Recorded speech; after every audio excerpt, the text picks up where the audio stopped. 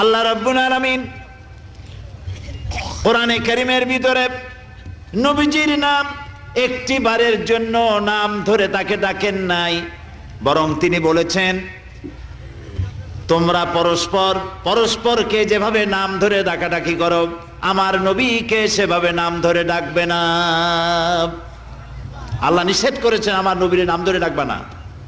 সুবহানাল্লাহি ওয়া বিহামদিহি। এই পৃথিবীতে যত নবী আসছেন সমস্ত নবীরা হলেন এলাকা ভিত্তিক নবী, অঞ্চল ভিত্তিক নবী। এক এক এলাকার, নূহ আলাইহিস সালাম এক এলাকার, মুসা আলাইহিস সালাম আলাক এলাকার, দাউদ আলাইহিস সালাম আরাক এলাকার, এরকম এলাকা ভাগ ভাগ করা। কিন্তু মুহাম্মদ সাল্লাল্লাহু আলাইহি ওয়াসাল্লামকে আল্লাহ রাব্বুল আলামিন কোন এলাকার জন্য নবী বানান নাই।